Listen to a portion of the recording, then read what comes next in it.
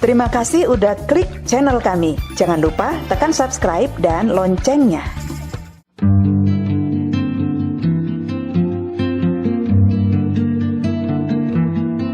Assalamualaikum. Halo Ma, apa kabar? Sehat ya Ma? Kami mau cerita nih Ma, kali ini tentang kelakuan pengurus pesantren di Jombang yang juga anak kiai di pesantren itu. Namanya belakangan viral karena kelakuan bejatnya Mak, memperkosa dan mencabuli santriwatinya. Namanya Muhammad Subhi Azal Sani alias Subhi atau Beci. Payah pula tuh namanya Mak. Sepanjang minggu pertama Juli 2022, pengguna media sosial dihebohkan dengan viralnya berita tentang penangkapan Subhi atau Beci. Namanya susah diingat, payah namanya, tapi kelakuan bejatnya itu Mak, melekat dalam ingatan netizen dan ada jejak digitalnya Mak. Jadi kalau kita googling, tulis aja di Google anak Kiai Jombang, keluar itu berita tentang pencabulan, perkosaan, kekerasan seksual yang dilakukan sama orang ini Mak. Tapi netizen lebih mengenal dia sebagai anak kiai, pendiri dan pemilik pondok pesantren Majma'al Bahroin Hubbul Waton Minal Iman Siddiqiyah di Kecamatan Peloso, Kabupaten Jombang, Jawa Timur. Sayangnya kan Mak, nama pesantren, bahkan nama ayahandanya sebagai kiai pendiri pesantren itu tercoreng-moreng. Karena si Subhi atau si Beci ini, anak pemilik pesantren ini adalah tersangka dugaan pencabulan, pelecehan, kekerasan seksual, dan penyekapan terhadap santriwati di pesantren itu.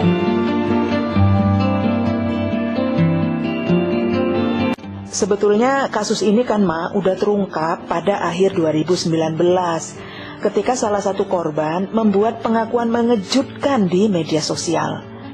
Dan pada Maret 2020 kasus ini pernah juga diangkat dalam tayangan spesial program CNN Indonesia, Santri Bersuara Menuntut Keadilan. CNN menjelaskan bahwa dua korban sudah 3 kali melaporkan pelaku kekerasan seksual tersebut ke Polres Jombang, yaitu pada kurun waktu 2017 hingga 2019. 3 kali udah dilaporkan waktu itu Mak, tapi responnya nggak kayak sekarang. Dalam spesial program CNN Indonesia, beberapa santriwati yang menjadi korban pencabulan si Beci itu buka suara Mak. Salah satu korban bilang bahwa dia mengalami pencabulan, istilahnya pencabulan, sejak 2012. Dan kala itu usianya masih 15 tahun atau masih berstatus anak di bawah umur dengan modus dipacari Mak, dicewekin dan janji akan dinikahi. Aduh, digombalnya lah kan Mak, dirayunya. Anak umur 15 tahun. Tapi janji itu gak ditepati Mak, gak bakalan, modus kan? 4 tahun kemudian si korban justru mendapat intimidasi, kan?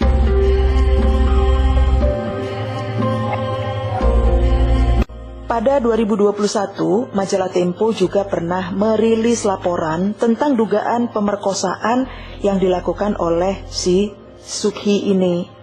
Dalam laporan tersebut ditulis bahwa kasus dugaan pemerkosaan itu sudah berjalan sejak 2017. Seorang santriwati, IL, melaporkan Subhi alias Beci telah memperkosa. Kemudian, atas laporan itu, polisi menjadikan Subhi, Beci sebagai tersangka. Tapi kepolisian Resort Jombang mengeluarkan surat perintah penghentian penyidikan pada 21 Oktober 2019. Terus itu kan Mak, 8 hari kemudian, 2 santriwati kembali melaporkan si Beci ini untuk kasus serupa ke Kepolisian Resor Jombang. Salah satu laporan tersebut disampaikan oleh NA atas dugaan pencabulan. Usai adanya laporan tersebut, lagi-lagi si Supci alias si Beci ini ditetapkanlah jadi tersangka. Tapi kan Mak, dia selalu mangkir dari panggilan pemeriksaan. Baru setelah laporan terakhir pada 29 November 2019 ada titik terang dari kasus tersebut. Saat itu, dalam waktu 13 hari, Polres Jombang mengeluarkan surat pemberitahuan dimulainya penyidikan atau SPDP dan menetapkan Supci alias Beci menjadi tersangka. Tersangka udah nih Mak.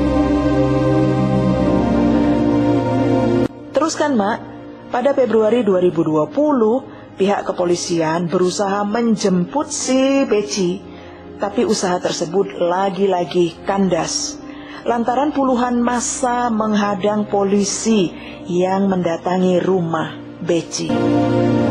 Berkas pemeriksaan Supci alias Beci ini pun sudah lebih 5 kali bolak-balik dari kejaksaan ke polisi, lantaran jaksa meminta penyidik melengkapi beberapa berkas penyelidikan, termasuk di dalamnya visum tambahan terhadap korban hingga bukti rekaman suara si Beci. Hajab lama pokoknya, ribet kali urusan penangkapan si Beci ini. Setelah 3 tahun, berkas penyidikan Supci alias Beci akhirnya dinyatakan lengkap oleh Kejaksaan Tinggi Jawa Timur. Polisi pun berusaha menangkap Supci alias Beci tadi dan aparat setempat mengepung pesantren.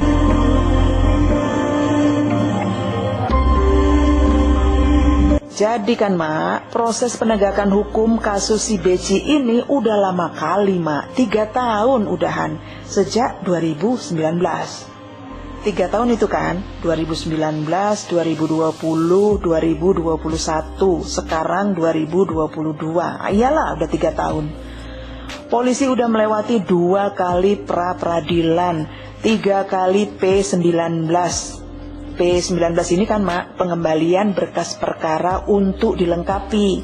3 kali P19, termasuk 4 kali koordinasi dengan kejaksaan. Asal mau ditangkap, lari dia, menghilang, dipanggil nggak datang. Bahkan sudah diupayakan penangkapan paksa. Penangkapan paksa loh Mak, oleh kepolisian. Tapi malah polisi yang dikepung sama pendukungnya. Istilahnya orang-orang yang bela dia itu, yang menghalangi polisi itu, istilahnya simpatisan si Beci. Udah macam tokoh partai dia, ada banyak simpatisannya. Aduh, Beci. Banyak pula tuh Mak simpatisannya yang menghalangi polisi melakukan penangkapan.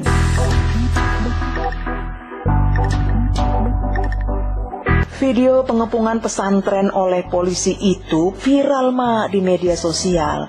Jadi justru video pengepungan pesantren oleh polisi itulah yang viral di media sosial karena mendapat halangan dari massa. Nah ini yang viral dan ini yang jadi rame, jadi perhatian di media, khususnya di media sosial. Belum lagi orang tuanya yang pada awal-awal bilang bahwa kasus itu adalah fitnah. Fitnah katanya, korbannya udah banyak kali tapi orang tuanya bilang fitnah. Hajab.